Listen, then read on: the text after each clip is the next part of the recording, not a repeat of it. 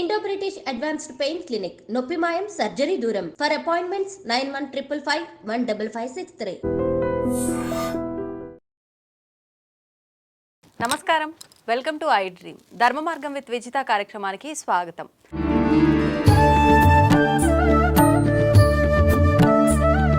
ప్రస్తుత సమాజంలో మనిషికి ఓర్పు అనేది ఎంత అవసరం. పెద్దవాళ్ళు చెప్తూ ఉంటారు, మనిషికి ఓర్పు సహనం అనేది ఖచ్చితంగా ఉండాలి అని చెప్పి. మరి ఓర్పు ఉండాలి అని చెప్పేటప్పుడు మన ముందు అధర్మంగా ఏదైనా జరుగుతున్నప్పుడు, మనపైకి ఏదైనా వ్యతిరేకత వచ్చినప్పుడు అదే ఓర్పుతో ఉండాలా, ఎదురు తిరిగి మనం దాడి చేయాలా, ఇలాంటి మంచి మంచి విషయాలు ఇప్పుడు ప్రభుజీతో మాట్లాడి తెలుసుకుందాం. ప్రస్తుతం మనతో పాటు ఉన్నారు ఇస్కాన్ టెంపుల్ నుంచి ప్రణవానంద గారు. ఇప్పుడు వారితో మాట్లాడి మరిన్ని విషయాలు క్లియర్గా అడిగి తెలుసుకుందాం. హరే కృష్ణ ప్రభుజీ. హరే కృష్ణ మాతాజీ. ప్రభుజీ, ప్రతి ఒక్కరు కూడా కృష్ణుని ఆరాధించే వాళ్ళు తన దగ్గర నుంచి ఏదో ఒకటి ఆశిస్తూనే ఆరాధిస్తుంటారు అని అనిపిస్తుంది చూసే వరకు. నిజంగా ఆయన నుంచి ఏమీ ఆశించకుండా ఆరాధించే వాళ్ళు కూడా ఉన్నారా ప్రభుజీ? ఏదో ఒకటి ఆశిస్తూ ఉంటారు అని మనకు అనిపిస్తుందండి. ఎందుకో తెలుసా? ఎందుకంటే మన నిజమైన భక్తి అంటే మనకు తెలియదు కాబట్టి. ఇంకో విషయం చెప్తాను. ప్రహ్లాదుడి దగ్గరికి నరసింహస్వామి ఆయన కోసమే ఒక అవతారాన్ని స్వీకరించారనమాట. అయితే హిరణ్యకశిపు సంహారం అంతా అయిపోయాక సింహాసనం పైన కూర్చొని, ఓ ప్రహ్లాద నీకేం కావాలో అడుగు అంటే, నాకేం వద్దండి అంటే, చెప్పు ప్రహ్లాద నీకేం కావాలో చెప్పు, ఏదో ఒకటి ఇవ్వాలనుకుంటున్నా అంటే, లేదు లేదు నాకేమొద్దు నాకేదొద్దు. అడుగుతావా లేదా అంటే, నువ్వు ప్రశాంతంగా ఉండయ్యా నాకేదొద్దు అని నరసింహస్వామికే నచ్చి చెప్తున్నాడు అనమాట ప్రహ్లాదుడు. చివరికి ఏదో ఒకటి అడగాల్సిందే, నువ్వు ఏదైనా అడగాల్సిందే, అడగంది నేను వెళ్ళను అని అంటే, సరే మా నాన్నని క్షమించేసేయి అని అడుగుతాడు.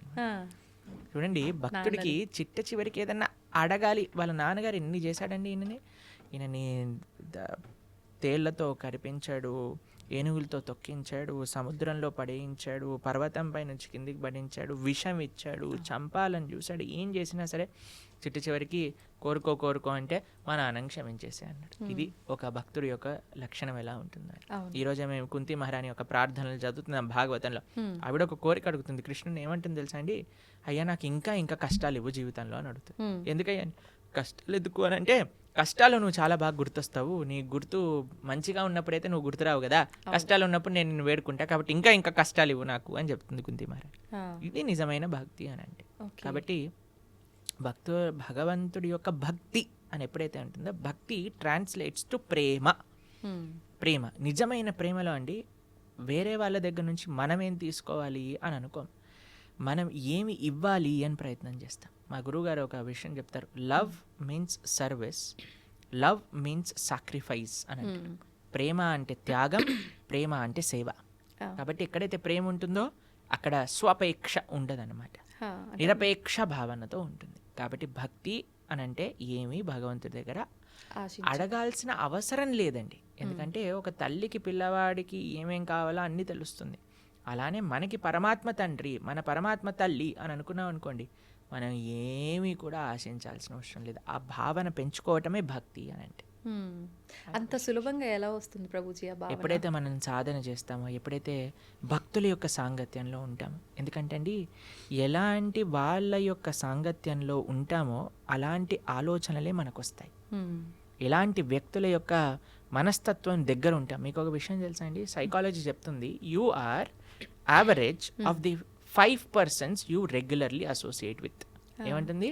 మన మనస్తత్వం అట మన 5 ఫ్రెండ్స్ లేదా మన 5 కాన్స్టెంట్గా అసోసియేట్ చేసే వ్యక్తుల యొక్క యావరేజే మన మనస్తత్వం అవుతుంది. కాబట్టి ఎవరైతే భగవంతుడికి నిరపేక్ష భావనతో భక్తి చేసే భక్తుల దగ్గర ఉన్నారనుకో, మనకు కూడా వస్తుంది. చూడండి, ఒక ఇనుముని అయస్కాంతం పైన బాగా రబ్ చేసి ఇనుము దగ్గర తీసుకెళ్ళామనుకోండి, వెంటనే అని లాగేస్తుంది. నిజంగా చెప్పాలంటే ఇనుముకి అయస్కాంతం శక్తి లేదు, కానీ అయస్కాంతం వల్ల ఉండటం వల్ల ఇనుముకి ఆ శక్తి వచ్చింది. కాబట్టి మీరు దుర్లభమే, చాలా కఠినమే, కానీ ఎప్పుడైతే అలాంటి వ్యక్తుల యొక్క సాంగత్యంలో ఉంటామో అది చాలా సులభం అవుతుంది. అందుకే లోకే సజ్జన సంగతి రేఖ భవతి భవార్ణవ తరణే నౌక అని అంటారు. అది ముఖ్యం ప్రభుజీ.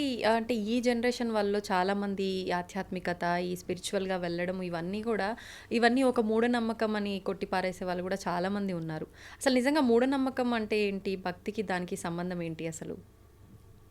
మీకు ఒక విషయం చెప్తానండి, భక్తి మూఢనమ్మకం కాదు. ఇప్పుడు చూడండి, ఒక వ్యక్తి ఒక రిటర్న్స్ రావాలి, ఒక ప్రాఫిట్ రావాలి అని అనుకుంటాడు. అప్పుడు ఏం చేస్తాడండి? ఆయన ఒక ఇన్వెస్ట్మెంట్ చేసి దాంట్లో నుంచి ప్రాఫిట్ కావాలి అని అనుకుంటే పద్ధతి ఉంటుంది. ఏ ఇన్వెస్ట్మెంట్ చేయకుండా నాకు ప్రాఫిట్ కావాలి అనుకుంటే ఎలా చెప్పండి. ఒక వ్యక్తి అట జీవితాంతం భగవంతుడికి ప్రార్థన చేశాడట, నాకు లాటరీ కావాలి లాస్ట్కి చనిపోయాడట. భగవంతుడి దగ్గరికి వెళ్ళాడట, ఒరే ఎలాంటి భగవంతుడు, నువ్వు జీవితాంతం ప్రార్థన చేశాను లాటరీ కావాలని లాటరీ ఇవ్వలేదంటే భగవంతుడు అన్నారట, అయ్యా నేను కూడా ఇవ్వడానికి వెయిట్ చేస్తున్నా, కానీ కనీసం నువ్వు లాటరీ టికెట్ కొంటే కదా నేను ఇచ్చేది అని అన్నాడు. కాబట్టి నాకు లాటరీ కావాలి కనీసం లాటరీ టికెట్ కొనయ్యా నువ్వు. కాబట్టి కనీసం నువ్వు నమ్మకం పెట్టే స్వామి పైన ఆయన రెసిప్రొకేట్ చేస్తాను, నేనేం చేయను, నాకు భగవంతుడు కావాలి, ఇదంతా మూఢనమ్మకం. అవజానంతి మా మూఢ అని అన్నాడు కృష్ణుడు భగవద్గీతలో. మూర్ఖులు నన్ను తెలుసుకోలేరు అని. చాలా సులభం అండి భగవంతుని తెలుసుకోవటం అంటే, చాలా సులభం. ఈ ప్రకృతి మనం పరిశీలన చేసిన మన భగవంతుడి యొక్క ఉనికి ప్రతి అణువులో ఉన్నది. ఎవరికి తెలుస్తుంది? ఎవరైతే వినయంతో ఉంటారో వాళ్ళకి తెలుస్తుంది. విద్య వినయేన శోభతే. విద్య వినయాన్ని ఇవ్వాలి, అంతేకాని మూర్ఖత్వాన్ని పెంచకూడదు మనిషి లోపల. ఇప్పుడు చూడండి, మీకు మన శ్రీహరికోటలో మన శాటిలైట్ సెంటర్ ఉంది తెలుసు కదా. వాళ్ళు ఏ శాటిలైట్ లాంచ్ చేసే ముందైనా వెంకటేశ్వర స్వామి దర్శనం చేసుకుంటారు. తెలుసా మీకు? తెలీదు ప్రభుజీ. వెంకటేశ్వర స్వామి దగ్గరికి వెళ్ళి పూజలు చేస్తారు. ఆ సూలూరుపేటలో అమ్మవారు ఉంటుంది ఒక ఆవిడ, ఆ శ్రీహరికోట దగ్గర, ఆవిడ దగ్గరికి వెళ్ళి పూజలు చేస్తారు. దాని తర్వాత శాటిలైట్ ని లాంచ్ చేస్తారు. అంత పెద్ద సైంటిస్టులు కూడా భగవంతుడా నా ప్రయత్నం నేను చేశాను, నీ దయ కూడా ఉంచనివ్వు. మనకి భక్తిలో ఇదే ముఖ్యమండి. ఇప్పుడు మనం కార్తీక మాసంలో మాట్లాడుకుంటున్నాం. కార్తీక మాసంలో దామోదరుడు యొక్క వ్రతం అంటారు, కార్తీక దామోదర వ్రతం అంటారు. దామోదర్ని కృష్ణుడిని కట్టేటప్పుడు యశోదమ్మ 2 అంగుళాలు తక్కువ పడేది, మళ్ళీ ఇంకా తాడు తెచ్చేది, 2 అంగుళాలు తక్కువ వచ్చేది. ఇంట్లో గోశాలలో ఉండే తాడంతా తీసి కట్టడానికి ప్రయత్నం చేసింది, అయినా సరే 2 అంగుళాలు చివరికి ప్రార్థన చేసింది, కృష్ణ ఇంత ప్రయత్నిస్తున్నానరా నేను అని. అమ్మ అలసిపోవటం చూసి కృష్ణుడు కట్టబడ్డాడు. ఆ 2 అంగుళాలు ఏంటి తక్కువ అంటే మన ప్రయత్నం, భగవంతుడి యొక్క కృప. 2 ఉండాలి భగవంతుని పొందాలి అని అంటే. మన ప్రయత్నం, స్వామి యొక్క కృప. కాబట్టి ఎప్పుడైతే నువ్వు నీ శ్రద్ధ పెట్టు, ఫస్ట్ కొద్దిగా ఇన్వెస్ట్మెంట్ చేయి, దాని తర్వాత భగవంతుడు లేదు నేను మూర్ఖంగా చేస్తాను అని అంటే నీ ఇష్టం, ఎవరి కర్మ వాళ్ళకే బాధ్యత కదండి.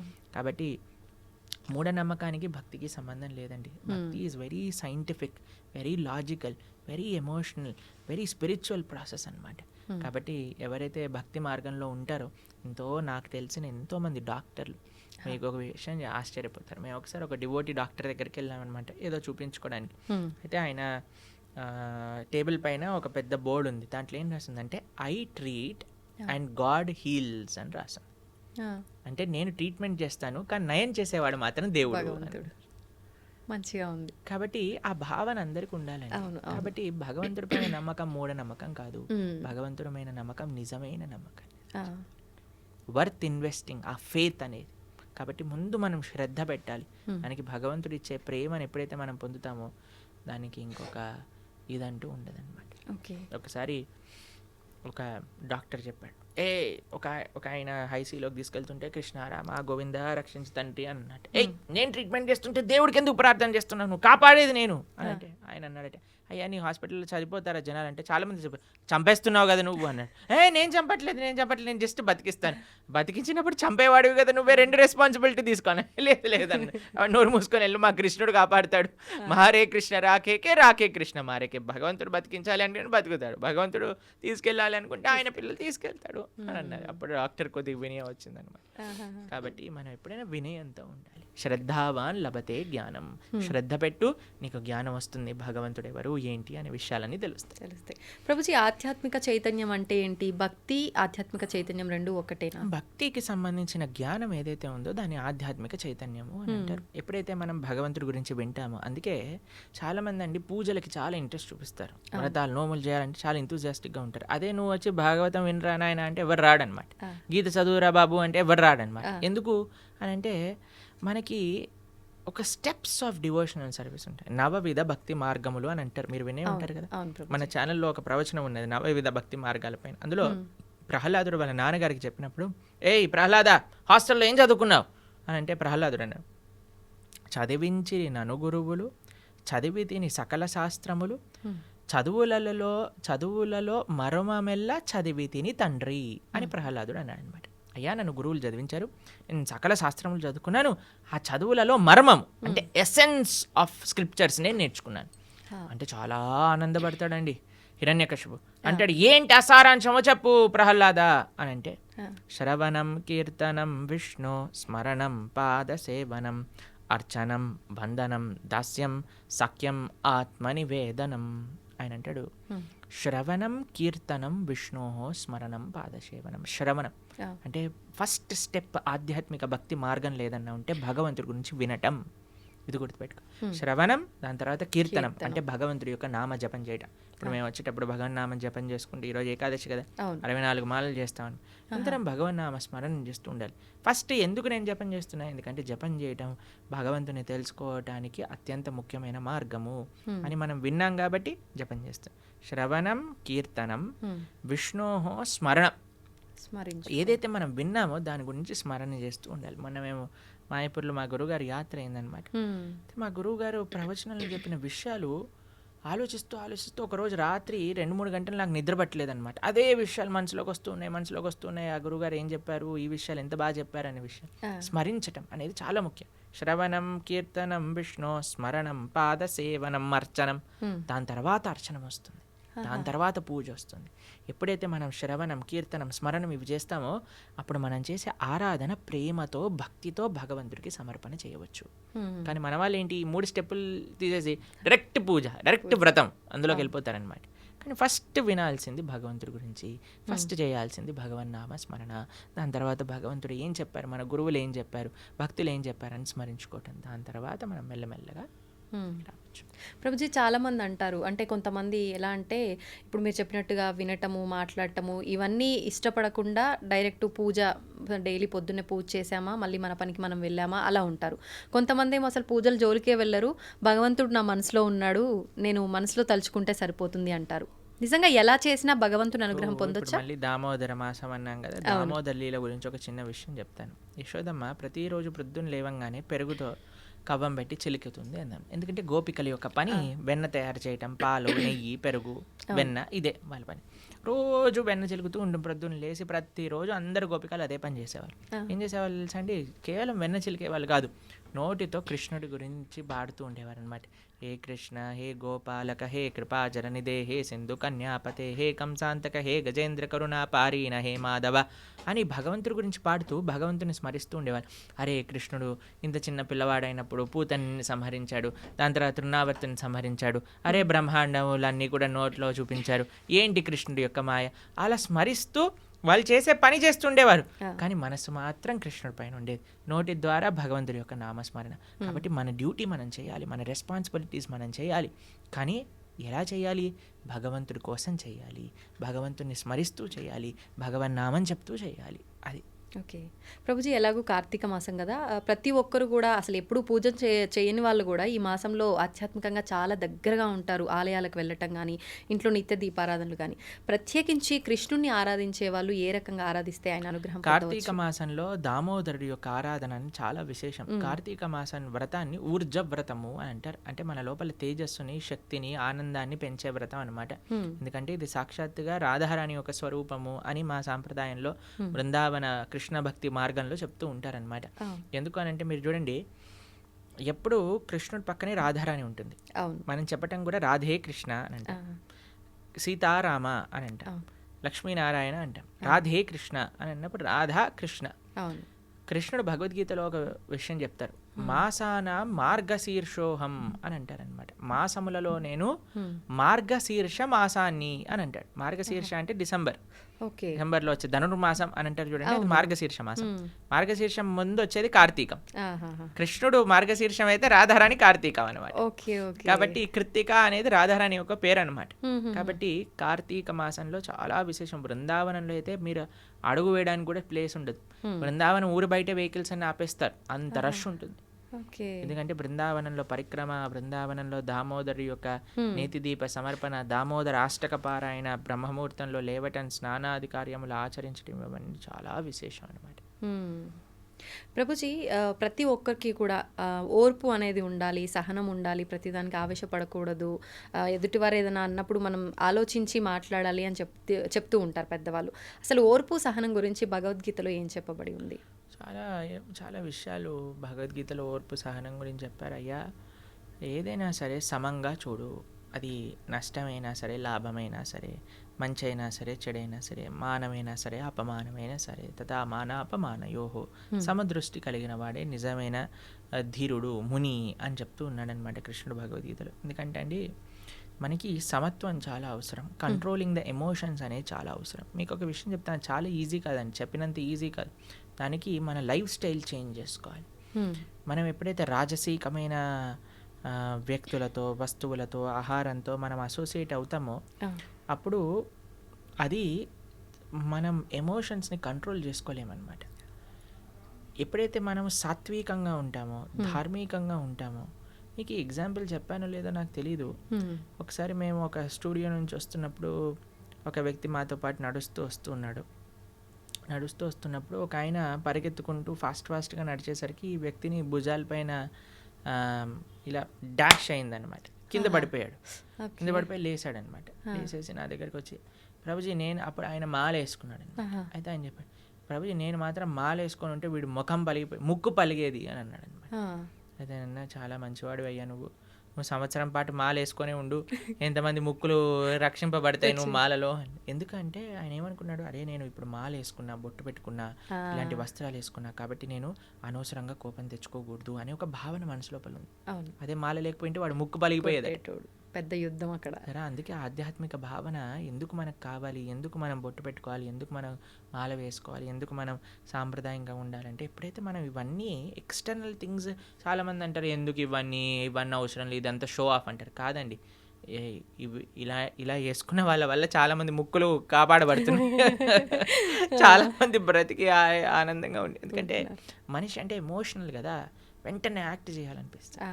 కానీ ఆధ్యాత్మికత ఏం చేస్తుందో తెలుసా అండి, ఆ మనిషిని ఆలోచింపజేస్తుంది. ఇప్పుడు చూడండి, ఆ వ్యక్తి నడుస్తున్నాడు, వీడు ఏదో త్వరలో ఉన్నాడు కాబట్టి వీడిని డాష్ ఇచ్చి వీడి కింద పడిపోయాడు. వాడి తప్పేమన్నా ఉందా? ఇంటెన్షనల్గా కాదు, ఎవరు చేయరు. కాబట్టి జీవితంలో చాలా ఇలాంటివి ఉంటాయండి. మనం ఆలోచించాం, కానీ ఎవరైతే ఆధ్యాత్మికంగా ఉన్నారో వాళ్ళు ఆలోచిస్తారు. ఆలోచించినప్పుడు ఒక క్షణం ఆగుతారు, ఆగినప్పుడు పరిశీలన చేస్తారు. ఇది మంచిది కాదు అని అనిపిస్తుంది, కానీ ఏమో చూద్దాం, కొన్ని రోజుల తర్వాత మంచి అనిపిస్తుంది. మీకు ఈ కథ చెప్పుంటాను కదా, నేను గుర్రం కథ చెప్పానా మీకు ఒకసారి? లేదు ప్రభుజీ. ఒక వ్యక్తి, ఒక ఆయన ఒక గుర్రం కొనుక్కుంటాడు, డబ్బులన్నీ ఇన్వెస్ట్మెంట్ చేసేసి గుర్రం కొనుక్కుంటాడు అనమాట. గుర్రం కొనుక్కుంటే పక్కింట్లో వాళ్ళందరూ వచ్చారే ఎంత బాగుంది, నువ్వు గుర్రం కొనుక్కున్నావు, ఎంత బాగైంది నీకు అని అంటారు. సరే అని ఆయన అంటాడు, ఏది మంచో ఏది చెడో ఎవరికి తెలుస్తుంది, భగవంతుడికి తెలుస్తుంది కదా. నెక్స్ట్ కొన్ని రోజుల తర్వాత ఈ గుర్రం పారిపోతుంది ఇంట్లోంచి. అందరూ వచ్చి అంటారు, అయ్యో ఎంత చెడైందయ్యా నీకు, గుర్రం పారిపోయింది, నువ్వు డబ్బులన్నీ ఆ గుర్రం పైన ఇన్వెస్ట్ చేసావు, అది వెళ్ళిపోయింది. ఓ 10 రోజుల తర్వాత ఈ గుర్రం 10 గుర్రాలని పట్టుకొస్తుంది అనమాట ఇక్కడికి, వాళ్ళ ఇంటికి. పట్టుకోగానే అబ్బో ఎంత ఆశ్చర్యం, ఎంత మంచిదైంది, నీకు 10 గుర్రాలు పట్టుకొచ్చింది, 10 గుర్రాలు పట్టుకొచ్చిందంటే. కొన్ని రోజులకి ఆ పిల్లవాడు ఇలా హార్స్ రైడింగ్ చేస్తూ కింద పడిపోయి కాలు ఇరిగిపోయింది వాళ్ళ పిల్లవాడి. అందరూ వచ్చి అయ్యయ్యో చూసావా ఎంత అన్యాయం జరిగింది నీకు, మీ పిల్లవాడు కాలు పోయింది. ఓ 10 రోజులకి ఆ రాజ్యం పైన యుద్ధం ప్రకటించారనమాట. రాజు అన్నారు, ఎవరైతే 18 ఏళ్ళ పైన ఉన్నారో అందరు పిల్లలు వెళ్లాల్సిందే, మగ పిల్లలందరూ యుద్ధానికి. అందరిని పట్టుకెళ్ళారు, వీడిని పట్టుకెళ్ళలేదు, ఎందుకంటే వీడి కాలు ఇరిగిపోయింది కాబట్టి. యుద్ధంకి వెళ్ళిన వాళ్ళందరూ చనిపోయారు, వీడు మాత్రం బతుకున్నాడు. ఇప్పుడు చెప్పండి, ఏది మంచి ఏది చెడు ఎలా చెప్తామండి? సమయమే నిర్ధారిస్తుంది, మన కోపిక కావాలంతే. ఈ నమ్మకం ఉండాలి, పరమాత్మ నాకు ఏది చేసినా మంచిగా చేస్తాడు. ఇప్పుడు ఆ తల్లి వచ్చింది అనుకోండి, మీరు ఆడుకుంటున్నారు, రేపు ప్రొద్దున ఎగ్జామ్ ఉంది, ఎంత మీరు ఏది చేసినా సరే ఫోన్ కానీ ఆ ఆట కానీ తీసేసి లోపలికి ఇంకో కావాలంటే ఒక చెంప మీద పీకైనా సరే నేను చదివిస్తుంది. ఇప్పుడు మనం మా అమ్మ అంత రాక్షసి ఇంకొకటి ఎవ్వరు లేరు, మా అమ్మ నా విలన్ అని అనుకుంటాం. కానీ నిజంగా అమ్మ విలనా? కాదు కదా, కాదు, మన పాగు కోసం. అది ఎప్పుడు తెలుస్తుంది? నువ్వు పెద్దగా అయ్యాక తెలుస్తుంది. నీకు ఈ సమయంలో అది చెడు అనిపిస్తుందేమో, అది ఆ వస్తువు తప్పు కాదు, ఆ వ్యక్తి తప్పు కాదు, ఆ సిచ్యువేషన్ తప్పు కాదు, నీ పరిమితి, నీ మెచ్యూరిటీ లేదు. నువ్వు పెరుగు, అప్పుడు నీకు తెలుస్తుంది ఏది మంచిది. పరమాత్మ ఎవరికీ చెడు చేయరు, ఇది గుర్తుపెట్టుకో. ప్రభుజీ ఇందాక మీరు చెప్పినట్టుగా అతను మాల్లో ఉన్నాడు కాబట్టి బతికిపోయాడు అని అంటే నిజంగా అంటే మనం ఒక దీక్షలో ఉన్నన్ని అందుకే మేము రోజు పర్మనెంట్ మాల వేసుకున్నాం. కానీ ఎప్పుడు ఆలోచించవచ్చు, అరే స్వామి నీకు ఇది నచ్చుతుందా, నేను మాట్లాడే మాట నచ్చుతుందా, నేను చేసే పని నచ్చుతుందా, నేను చేసే జాగ్రత్తగా మాట్లాడాలి. జాగ్రత్తగా ఉండొచ్చు. అందుకే ఆధ్యాత్మిక భావన అనేది, ఈ స్పిరిచువాలిటీ ఏం చేస్తుంది అడిగితే ఇదే చేస్తుందండి, మనిషిని మారుస్తుంది తప్పకుండా. నేను దీన్ని 100కి 1,000,000 రెట్లు గ్యారంటీతో చెప్పగలను. అంటే మనం ఆచరించాలి అనుకున్న ఈ బంధాలు, బంధుత్వాలు, ఈ కుటుంబము, ఈ రెస్పాన్సిబిలిటీస్ మధ్య అంత ఫోకస్ చేయలేకపోతున్నారేమో అనిపిస్తుంది Prabhuji. It is just an excuse, మనసు ఉంటే మార్గం ఉంటుంది. నాకు జస్ట్ ఆ సంకల్పం రావాలి. సంకల్పం అనేది అన్నిటికంటే గొప్ప శక్తి, తెలుసు మీకు. ఆ సంకల్పం ఉందనుకోండి, ఆ డిటర్మినేషన్ ఉందనుకోండి, పరమాత్మ దేనైనా మార్చేయచ్చు.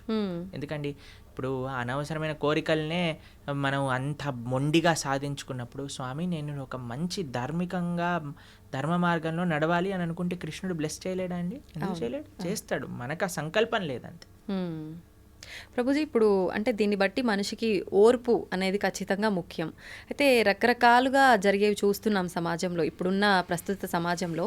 అటువంటి సమయంలో మన కళ్ళ ముందు చెడు జరుగుతున్నా కూడా అంటే మనం కాలమే దానికి ఒక ఆన్సర్ ఇస్తుంది అని మనం సైలెంట్గా ఓర్పుతో ఉండాలంటారా, ఎదురు తిరగొచ్చు అంటారా? దీని గురించి ఏం చెప్తారు? ఓర్పు, ఓపిక మన సొంత విషయంలో ఓడిపడాలి, కానీ ధర్మం విషయంలో ఓర్పు ఉండకూడదు. ఓర్పు ఉండకూడదు అంటే కత్తి తీసి వేరేమని వేసేస్తా కాదండి. నీకు కృష్ణుడు ఆ సేవ ఇచ్చాడా? అర్జునుడికి చెప్పాడు మా మనుస్మర యుద్ధచ, నన్ను గుర్తుపెట్టుకుని యుద్ధం చేయి. నీకు చెప్పారా?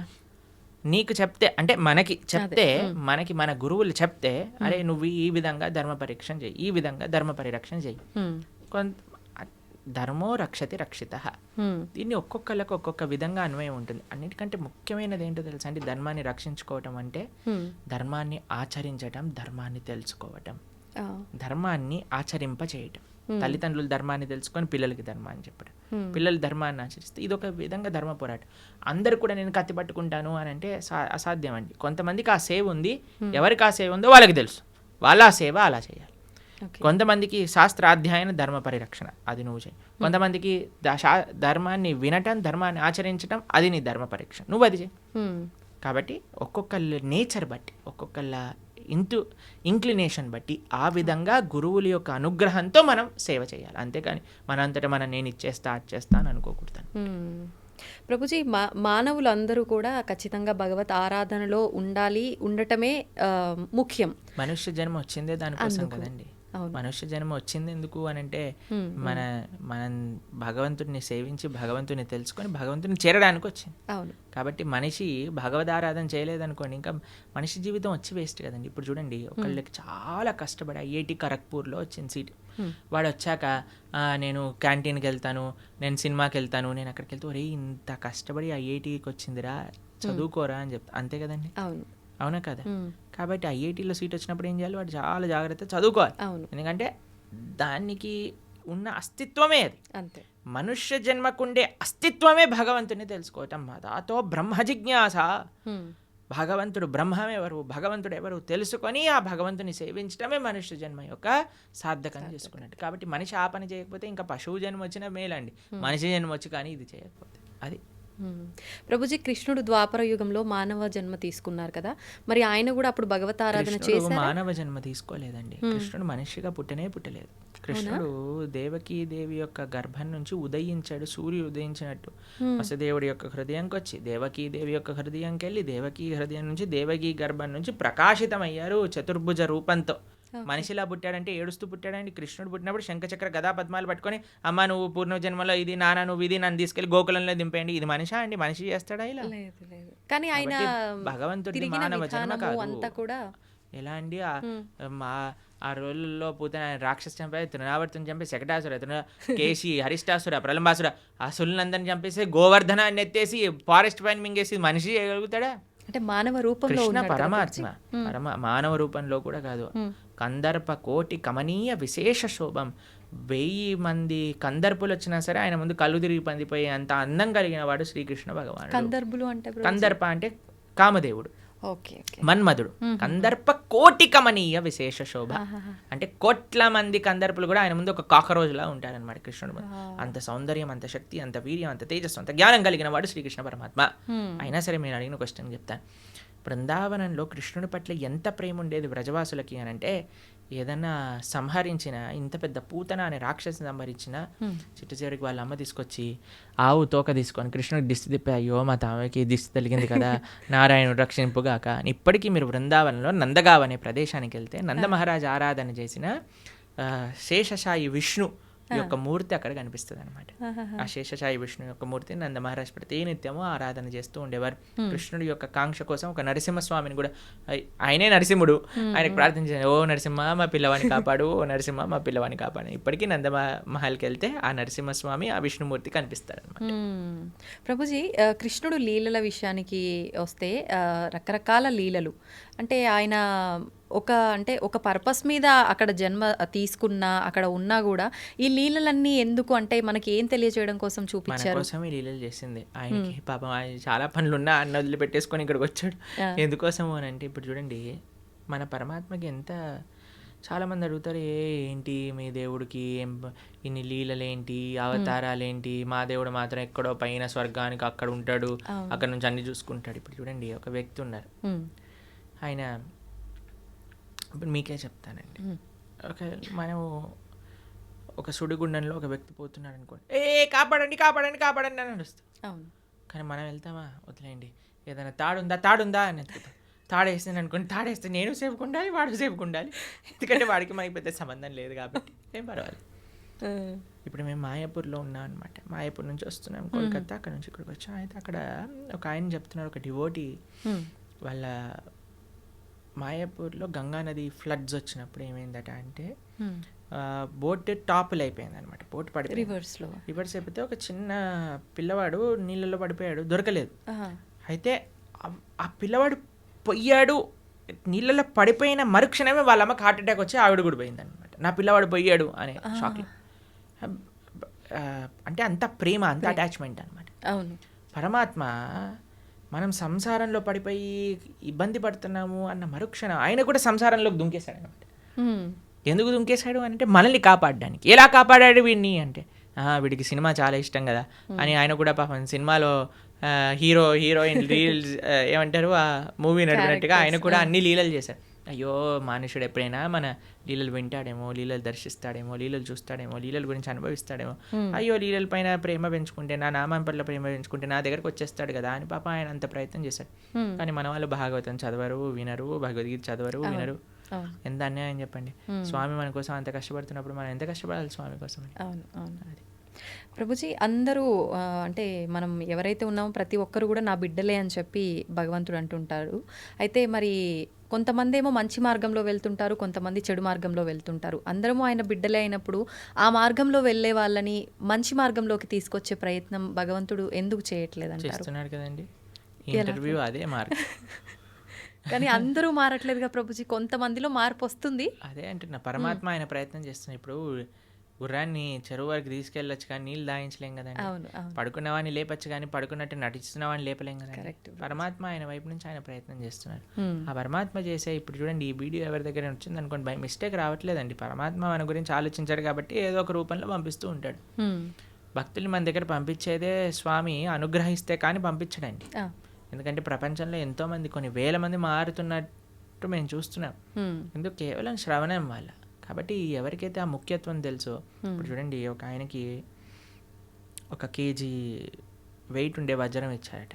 ఆయన ఏమనుకున్నట్టు, బాగానే ఉంది, మా ఇంట్లో ఆ త్రాసు పనిచేయట్లేదు, ఆ కేజీ మాపు చేసి అది లేదని ఈ కేజీ తీసుకొని అక్కడ పెట్టి ఉప్పు పప్పు అన్నీ వే చేసి ఇస్తున్నాడట.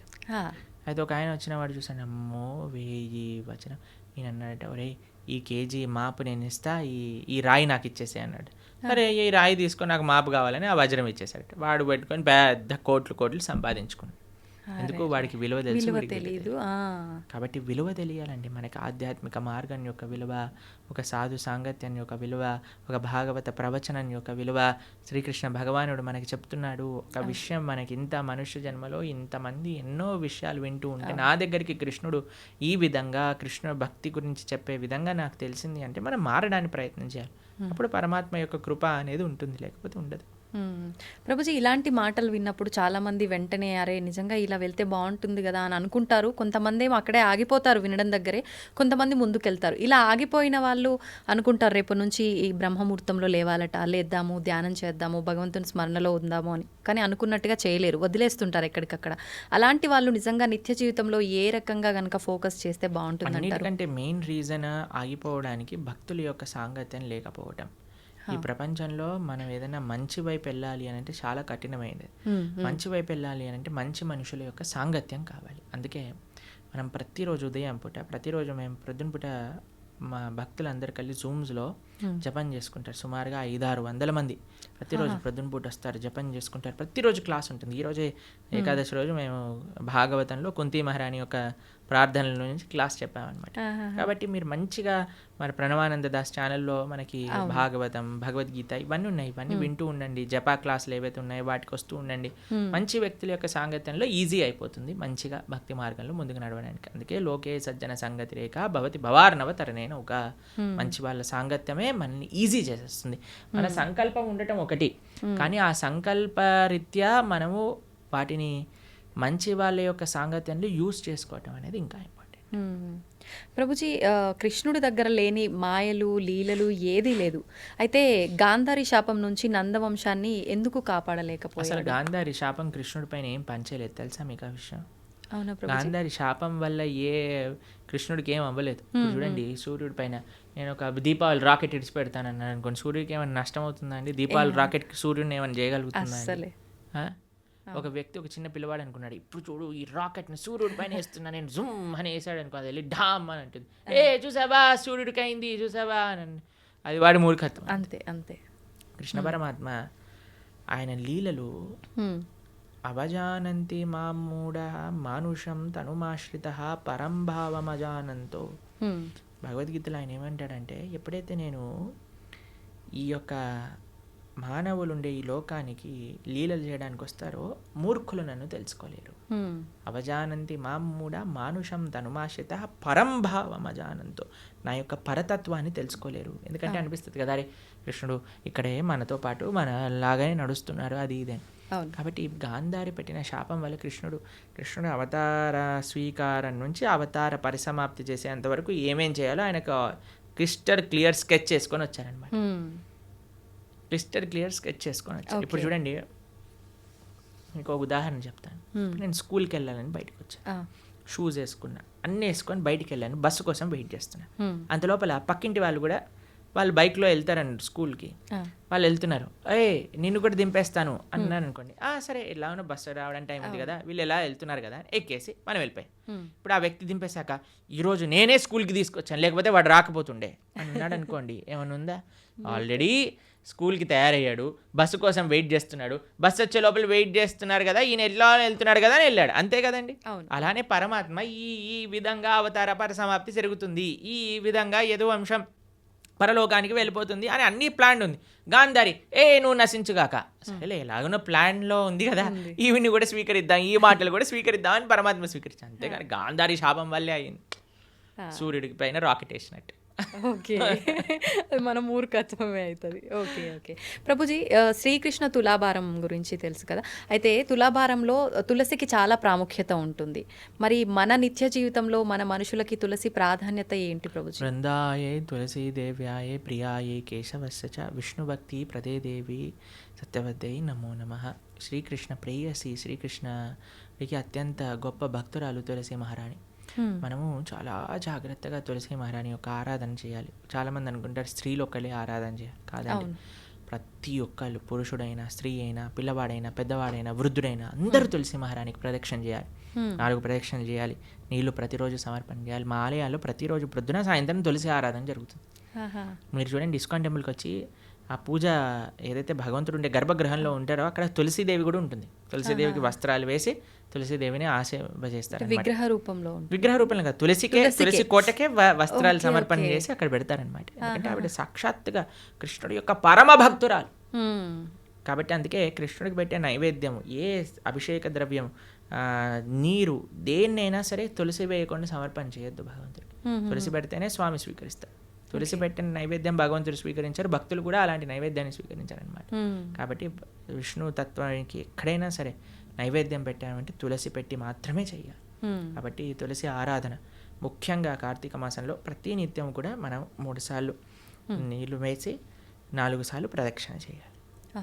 తులసి మహారాణికి దీపం పెట్టాలి తులసి దగ్గర, తప్పనిసరిగా ప్రతి ఒక్కరు చేయాల్సిన పని. ప్రభుజీ, తులసిలో కూడా 2-3 రకాల తులసులు ఏదైనా పర్వాలేదు. ఓకే. అయితే ముఖ్యమైన పర్వదినాల్లో తప్ప సాయంకాలం సమయంలో దీపారాధన చేయకూడదు తులసి దగ్గర అని చెప్పి అంటారు. ప్రతిరోజు చేయాలి, ప్రొద్దున రాత్రి భగవంతుడి ఆలయంలో, భగవంతుడి యొక్క పూజా మందిరంలో తులసి మహారాణి దగ్గర ప్రొద్దున రాత్రి నిత్యము ప్రతిరోజు చేయాలి దీపారాధన. ఓకే. ప్రభుజీ, కృష్ణుడి విషయానికి వస్తే గోపికలతో రాసలీలలు ఆడుతుంటాడు బృందావనంలో అని చెప్పి అంటుంటారు. అయితే దాన్ని తప్పుగా కూడా భావించకూడదు అని అంటుంటారు. మరి కామక్రీడకు క్రీడకు తేడా ఏంటి? అసలు అది కామక్రీడ అని భావించొద్దంటారా? అసలు రాసలీల అంటే ఏంటి, అసలు కామం అంటే ఏంటి, ఇవన్నీ తెలుసుకోవాలి ఫస్ట్. ఇప్పుడు చూడండి, కృష్ణుడు రాసలీల చేసినప్పుడు ఆయన వయసు ఎంతో తెలుసా అండి? 6 సంవత్సరాలు. చిన్న పిల్లడు. 6 సంవత్సరాల పిల్లలు అమ్మాయిలు అబ్బాయిలు అందరూ కలిసి ఆడుకుంటున్నారు అనుకోండి, మీరు ఏమంటారు? ఏ దూరం జరుగు, అమ్మాయి దగ్గర ఆడద్దు అని అంటారా? మీరు ఎప్పుడైనా అలా చేశారా మీ పిల్లలతో? ఎప్పుడైనా అందరు చిన్న పిల్లలు అందరూ కలిసి ఆడుకుంటున్నారు అనుకోండి, ఎప్పుడైనా ఆయన డిఫరెన్షియేషన్ చూస్తామని? 6-7 సంవత్సరాల వయసు ఉన్న పిల్లవాడండి రాసక్రీడ జరిగినప్పుడు, తెలిసిన మీకు? ఇంకో విషయం చెప్తాను. గోపికలు అంటే ఎవరు? గోపికలు అంటే స్త్రీ, కృష్ణుడు అంటే పురుషుడు కాదండి. కృష్ణుడు యొక్క శక్తియే గోపిక. కృష్ణుడి యొక్క హ్లాదిని శక్తి యొక్క స్వరూపములే గోపికలన్నీ కూడా, శ్రీమతి రాధారాణి కూడా. కృష్ణుడే సాక్షాత్ ఒక పిల్లవాడు. ఇప్పుడు నేను అద్దంలో చూసుకుంటానండి, అద్దంలో చూసుకుంటూ నేను ఇలా అనుకోండి, అద్దం పైన ప్రభుజీ ఎంత ధైర్యం, మా ప్రభుజీని కొడతావా అని అంటారా మీరు? అరే నీ ఇష్టం, ఇక నీ అద్దం నీ రిఫ్లెక్షన్ ఏదైనా చేసుకో, నువ్వు ఎంత ముద్దొస్తున్నావా, నువ్వు రాసి ఒకటైనా పెట్టు, ఏదైనా చేసుకో, అది నువ్వు నీ రిఫ్లెక్షన్, అంతే కదండి. అంతే. కృష్ణుడు ఏ తత్వమో గోపికలది అదే తత్వం. ఆయన యొక్క హ్లాదిని శక్తి స్వరూపములే గోపిక, దాంట్లో వేరేది ఏ విషయం కాదండి. ఇప్పుడు రాస నృత్యం అంటే ఏంటి అనుకుంటున్నాడు? అదొక నృత్యం, ఆనంద స్వరూపం. అది ఒక స్త్రీ పురుషుని మధ్యలో జరిగే, మీరు అంటున్నారు కదా, ఏదో భౌతికమైన సంబంధం కాదండి. అది సాక్షాత్తుగా ఒక జీవాత్మ పరమాత్మ కలిసినప్పుడు పొందే ఆనందాన్ని రాసలీల అని అంటారు. రాసలీల శుకదేవుడికి అన్నిటికంటే ఫేవరెట్ పాస్ టైం భాగవతంలో. శుకదేవుడు ఎవరో తెలుసా అండి? శుక మహర్షి. ఆయన పుడుతూనే తల్లి గర్భం నుంచి నడుచుకుంటూ వెళ్ళిపోయాడు. ఎలాంటి వైరాగ్యం కలిగిన వాడు అని అంటే, ఆయన స్త్రీలు స్నానం చేస్తున్న సరస్సు పక్క నుంచి వెళ్తే స్త్రీలందరూ బిందాస్గా స్నానం చేస్తున్నారనమాట, వస్త్రాలు కూడా కప్పుకోలేదు.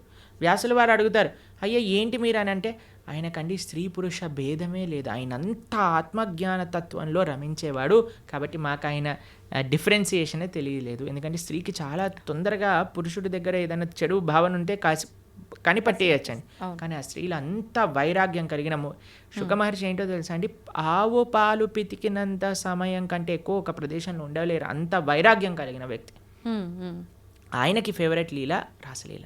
అంటే అంత వైరాగ్యం కలిగిన వ్యక్తి ఒక భౌతికమైన గర్ల్ ఫ్రెండ్ బాయ్ ఫ్రెండ్ విషయాలు మాట్లాడతారా అండి?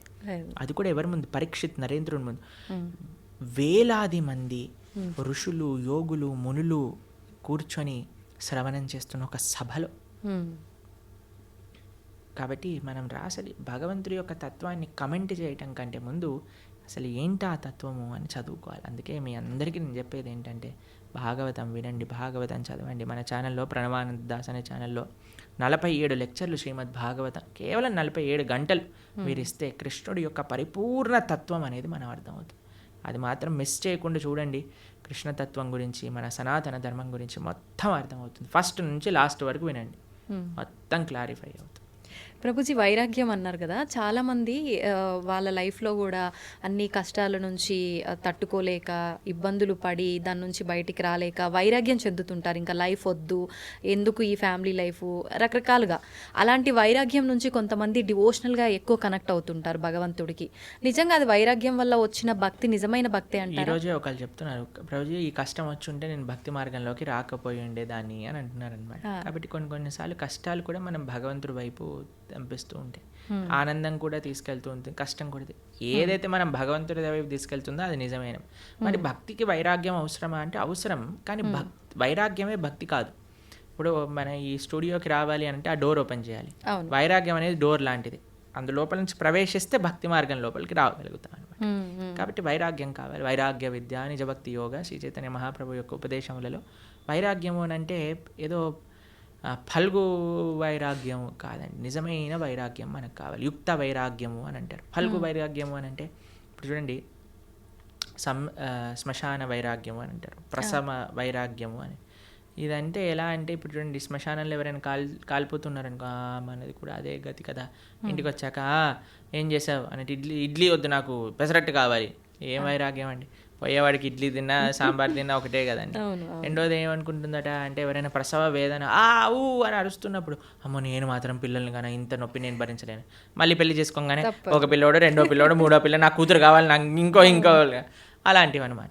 అలాంటి వైరాగ్యం పనికిరాదు. వైరాగ్యం అంటే ఏంటి? నా దగ్గర ఉన్నదంతా కూడా భగవత్ సేవలో ఉపయోగిస్తా. యుక్త వైరాగ్యము. ఇప్పుడు మీకు ఒక విషయం చెప్తాను. నేను ఇలా వెళ్తున్నాను అనుకోండి, ఒక పర్స్ పడిపోయింది అనుకోండి, అమ్మయ్య దేవుడు నాకు ఈ విధంగా కరుణించాడు, డబ్బులు నాకు ఇచ్చాడని తీసుకోవటం ఒక విధి. రెండవది ఏంటి? అయ్యో నాది కాదు కదా, వదిలేస్తాను, నేను ముందుకెళ్ళిపోతాను, ఇంకో విధి. లేదు మూడు, అరే పర్స్ పడింది విజిత గారు, ఎవరిదైనా అంటే అయిందే అండి ఇచ్చేయటం మూడో విధి. ఏది మంచిది అంటారు ఈ మూడిట్లో? అడిగి ఎవరిది అని ఇవ్వటమే. అంతే కదండి. దాన్ని యుక్త వైరాగ్యం అంటారు. ప్రతి ఒక్కటి తీసుకో, ఎవరికి చెందాల్సిందో వాడికి చెందించు. ఈ ప్రపంచంలో ఉన్నదంతా కృష్ణుడికి చెందిందే కాబట్టి ఆయనకి సమర్పణ చెయ్యి. అది నిజమైన వైరాగ్యం, నిజమైన భక్తి అని అంటే. నీ కోసం నువ్వు వాడుకోకు, పరమాత్మ కోసం ఉపయోగించు, దేశం కోసం ఉపయోగించు, ధర్మం కోసం ఉపయోగించు, భాగవతోత్తముల కోసం ఉపయోగించు, భగవంతుడి కోసం ఉపయోగించు. అది వైరాగ్యం. ప్రభుజీ, భగవంతుని ఆరాధించాలంటే భక్తి ఒక్కటే ప్రధానమా? శరీరం కూడా శుచిగా ఉండాలి అంటుంటారు. నిజంగా శరీరం శుచిగా ఉండటం అంటే ఏంటి? మీరు అన్నారనుకోండి, ప్రభుజీ మా పిల్లల్ని స్కూల్కి పంపిస్తాను కానీ యూనిఫామ్ అయ్యాను, యూనిఫామ్తో ఏం సంబంధం ఉండండి, వాళ్ళకి చదువుకోవడం కావాలి, వాళ్ళు చదువుకోవాలని ఇచ్చి ఉందంటే స్కూల్ వాళ్ళు ఎలా చేస్తారా అండి? ఏమంటారు? ఫస్ట్ యూనిఫామ్ వేసుకొని రా. అంతే కదండి. అవునా కదా? స్కూల్ షూస్ పైన మొత్తం బురద జల్లి పంపించి, బురద ఉంటే ఏంటి, నువ్వు చదువు చెప్పు, ఆయన చదువు నేర్చుకోవడానికి వచ్చావు, నువ్వు చదువు చెప్పడానికి వచ్చావు, షూ బూట్ ఇవన్నీ అంటావు ఏంటి అని అంటారా మీరు? ఏమంటారా? అమ్మ టీసీ ఇస్తాను, తీసుకెళ్ళు, మీ పిల్లల్ని వేరే స్కూల్లో జాయిన్ చేయించు అని అంటారు. అంతేనండి. గోర్లు ఎందుకు కట్ చేసుకోవాలండి? గోర్లకి చదువుకి ఏం పని ఉంది అంటే, మా స్కూల్లో పీటీ సార్ ఉంటే వాడు పెద్ద కర్ర పట్టుకొని పాట్ అని కొట్టేవాడు, గోర్లు పెరిగాయండి. అందరు పీటీ పీరియడ్ ముందు అందరు పళ్ళతో మొత్తం పడేసేసేవాళ్ళు అనమాట. హడలు వచ్చేసేది అనమాట. వామ్మో పీటీ ఈరోజు థర్స్డేనా అని అందరు హడలిపోతుండేవారు అనమాట. మీరు తినారా ప్రభుజీ అట్లా దెబ్బలు? అంటే గోర్లతో కొరికేసాం అనమాట.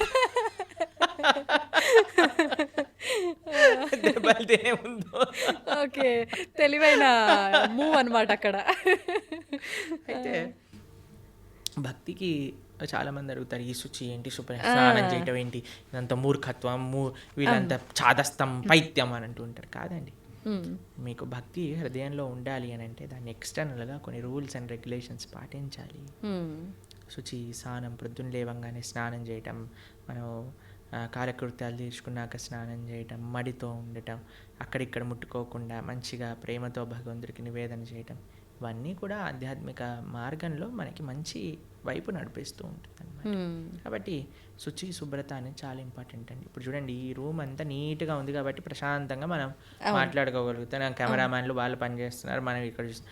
ఇంకా మొత్తం చిందర బిందర పేపర్లు ఇక్కడ పడిపోయి, ఆ లైట్లన్నీ కింద కూసిపోయి, మొత్తం గోలగోలు ఉందనుకోండి, మనకి చెప్పాలి, మాట్లాడాలి, ఫస్ట్ ఈ రూమ్ క్లీన్ చేయండి తర్వాత చేస్తామంట. అంతే కదండి. అంతే. ఏంటండి మేము ఇంటర్వ్యూ చేయడానికి వచ్చాం, ఇంటర్వ్యూ చేయండి, ఇవన్నీ ఎందుకు అని అన్నారనుకోండి, బాగుండదు కదా అది.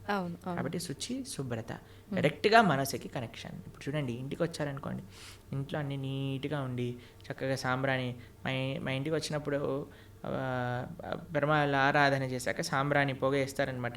అప్పుడు ఆ ఆధ్యాత్మిక గుడికి వచ్చిన వాతావరణంలో లాగా ఉంటుందన్నమాట. అంతేగాని అన్ని చిందరబందర వేసి అందరు ఇలా పడిపోయి కూర్చున్నారు అనుకోండి, అప్పో ఎందుకు వచ్చాను రా బాబు, ఎక్కడికైనా వెళ్ళిపోతే బాగుండు అనిపిస్తుంది. కాబట్టి మనకి మనసుకి బాహ్యమైన శుచి శుభ్రత వీటికి కనెక్షన్ ఉంది. కాబట్టి దాన్ని జాగ్రత్తగా తెలుసుకొని మనం శుచి శుభ్రత పాటించాలి. మన ఛానల్లోనే సదాచారము అనే ఒక కోర్స్ మనం చేసాం అనమాట. ప్రణవానంద దాస్ ఛానల్లోనే సదాచారం గురించి చెప్పాం. అసలు వంట ఎలా చేయాలి, అసలు మనం శుభ్రత ఎలా మెయింటైన్ చేయాలి, స్నానం ఎలా చేయాలి, అన్ని విషయాలు అందులో ఉన్నాయి. 7 లెక్చర్లు ఉంటాయి. మొత్తం శుచి శుభ్రత గురించి తెలుసుకోవచ్చు అనమాట. అది కూడా వినండి, చాలా మంచి పనికొస్తుంది. ఓకే ప్రభుజీ, చాలామంది కాదు, ప్రతి ఒక్కరు కూడా అసలు ఏది శాశ్వతం కాదు అని అందరూ చెప్తుంటారు. అయితే అది తెలిసి కూడా మనం అన్నిటిపైన వ్యామోహం పెంచుకోవడము, ఈ బంధాలు బంధుత్వాలు వీటన్నిటిపైనే ఫోకస్ చేస్తూ ఉంటాము. ఎంతసేపు కూడా లగ్జరీ లైఫ్కి అలవాటు పడిపోతుంటాము. అసలు ఏంటి, నేను ఎందుకున్నాను, ఎందుకు వచ్చాను, అసలు ఎందుకు జీవించున్నాను, నేను అసలు ఏం చెయ్యాలి అనేది ఎలా అర్థమవుతుంది? ఈ ప్రశ్నలకు సమాధానం. ఇప్పుడు 2 ఎక్స్ట్రీమ్స్లో ఉంటారండి. ఒకటి 2 అటాచ్డ్ లేదా 2 డిటాచ్డ్. భక్తి అలా కాదు. భక్తి అండర్స్టాండ్ యువర్ పొజిషన్. నువ్వు భగవంతుడి యొక్క దాసుడివి, ఇవన్నీ కూడా భగవంతుడు ఇచ్చినవి. కాబట్టి ఇప్పుడు చూడండి, మీకు ఇంతకుముందు చెప్పాను అనుకుంటా, మాకు ఏదన్నా వస్తువు కానీ ఏదన్నా మేము యూజ్ చేసాం ఉందనుకోండి, ఫస్ట్ దానిపైన ICO ప్రణవానంద దాస అని రాస్తాం మేము. ICO అంటే ఇన్ కేర్ ఆఫ్, అంటే ఇది నాది కాదు, నాకు కృష్ణుడు ఇచ్చింది, నేను దీని కేర్ టేకర్ని మాత్రమే. ఈ భావన ఉండాలి. నీ కొడుకు పైన, భార్య పైన, భర్త పైన, ఇల్లు పైన, గాడి పైన, చుట్టాల పైన, వస్తువుల పైన, అన్నిటికీ ఇదే భావన. ఇది పరమాత్మ భగవంతుడు నాకు ఇచ్చాడు, దీన్ని నేను జాగ్రత్తగా చూసుకుంటా. కానీ ఎవరిచ్చారు? భగవంతుడు. నా ప్రేమ భగవంతుడి పైన. భగవంతుడు ఇచ్చిన వస్తువు. ఇప్పుడు నేను మీకు ఒక గిఫ్ట్ ఇచ్చాను అనుకోండి, ఎంత బాగా పెట్టుకుంటారే, ప్రభుజీ ఇచ్చారు ఈ గిఫ్ట్ని, జాగ్రత్తగా పెట్టుకోవాలి అని అనిపిస్తుంది. ఎందుకు? గిఫ్ట్ పైన ప్రేమ లేదా ఒక వ్యక్తి పైన గౌరవమా? ఇప్పుడు మీకు చాలా ప్రేమతో మీ తమ్ముడు కానీ, అన్నయ్య కానీ, చెల్లి కానీ, అక్క కానీ ఒక గిఫ్ట్ ఇచ్చారనుకోండి, ఐఫోన్ ఇచ్చారు. ఐఫోన్ నాకు చాలా ఇష్టం. ఎందుకు నీకు ఐఫోన్ ఇష్టము అని అంటే, అయ్యో మా తమ్ముడు, అక్క, చెల్లి, అన్న ఎవరో ఒకరు నాకు ఈ గిఫ్ట్ ఇచ్చారు కాబట్టి. అన్నకి యాక్సిడెంట్ అయింది, పోతే పోనీ ఐఫోన్ ఉంది కదా, ఐఫోన్ చూసుకుంటాను అన్నారు అనుకోండి. అరే నీకు అన్న ముఖ్యమా, ఐఫోన్ ముఖ్యమా? నాకు ఐఫోన్ ముఖ్యం అని అంటే నిజంగా అన్న పైన ప్రేమ అండి? లేదు. అన్న పైన ప్రేమ మీకు ఆ ఫోన్ పైన రిఫ్లెక్ట్ అవుతుంది. అన్న ఇచ్చాడు కాబట్టి నాకు ఇది ప్రేమ అని అనిపిస్తుంది. అట్లనే భగవంతుడు అయిన ప్రేమ ఎప్పుడైతే ఉంటుందో అన్ని సంబంధాలు బాగుంటాయి. ఎందుకంటే వీళ్ళందరినీ కూడా భగవంతుడితో కనెక్షన్తో చూస్తాం కాబట్టి. ఎప్పుడైతే భగవంతుడిని తీసేస్తామో జీవితంలో మన స్వార్థం, ఆవిడ అనుకుంటుంది ఆవిడ స్వార్థం, నేను అనుకుంటాను నా స్వార్థం, పిల్లలు అనుకుంటారు నా స్వార్థం, తల్లిదండ్రులు అనుకుంటారు నా స్వార్థం, అత్తమామలు అనుకుంటారు వాళ్ళ స్వార్థం. కానీ ఎప్పుడైతే కుటుంబం మొత్తం కలిసి భగవంతుడిని ఆశ్రయిస్తుందో అప్పుడు అందరూ కృష్ణుడికి ఏది మంచిది, కృష్ణుడు నేను ఏం చేస్తే నాతో ఆనందంగా ఉంటాడు అని ఆలోచించి ఆ విధంగా చేస్తాను. ఇదే భక్తి అంటే. అందుకే శ్రీల ప్రభుపాదుల వారికి వాళ్ళ గురువు గారు చెప్పారు, everything can come later. The most important necessity in this world is Krishna consciousness. భక్తి ప్రపంచంలో ఉంటే అన్ని రకాల సుఖములు, అన్ని రకాల స్వాంతనలు, అన్ని రకాల సౌఖ్యం చేకూరుతుంది. దాంట్లో ఎటువంటి డౌటే లేదు. ఇది ముఖ్యం. ప్రభుజీ, ఎక్కువగా ఇస్కాన్కి సంబంధించిన వాళ్ళు ఎవరైనా సరే కృష్ణుడి గురించే ఎక్కువగా మాట్లాడుతూ ఉంటారు. మరి కృష్ణుడి సోదరుడు బలరాముడి పాత్ర గురించి కానీ ఆయనకు సంబంధించిన విశేషాలు ఎందుకని తెలియదు? బలరాముడు ఎందుకండి, మేము ఎన్నోసార్లు బలరామ జయంతి పెద్ద ఉత్సవం మా ఆలయాల్లో తెలుసా మీకు? మా సాంప్రదాయంలో బలరాముడి ఉత్సవం కానీ, బలరాముడి యొక్క లీలలు చర్చించుకోవటం కానీ చాలా ముఖ్యంగా చేస్తాం. మీరు ఎప్పుడైనా మా బలరాముడి గురించి మాట్లాడిన వీడియోలు ఎన్నో ఉన్నాయి. కాబట్టి బలరాముడు గురువుకి సంకేతం. ఆయన యొక్క శక్తియే గురు పరంపర ద్వారా వస్తుంది, మన ఆచార్యుల వరకు వస్తుందన్నమాట. కాబట్టి మన గురువు చేసే శుశ్రూష, గురువు చెప్పే మాటలు సాక్షాత్తుగా బలరాముడు చెప్పే మాటలే అనమాట. కాబట్టి నిరంతరం వాటిని ఆరాధన చేస్తాం. బలరాముడికి ఆధ్యాత్మిక శక్తి ఇస్తాడనమాట, చాలా ముఖ్యమైనది. నిజంగా చాలా మంచి విషయాలు తెలియజేశారు ప్రభుజీ. ముఖ్యంగా కార్తీక మాసము, దామోదర పూజ, ఎక్కువగా కృష్ణుని ఆరాధించే వాళ్ళు ఉంటారు. ప్రత్యేకించి ఈ మాసంలో ఎలా ఆరాధించాలి, ఏంటి, అసలు ఈ సమాజంలో మనం భక్తి మార్గం వైపు ఎలా వెళ్ళాలి, ఇలాంటి మంచి విషయాలు తెలియజేసినందుకు ధన్యవాదాలు ప్రభుజీ. హరే కృష్ణ. ధన్యవాదాలు మాతాజీ.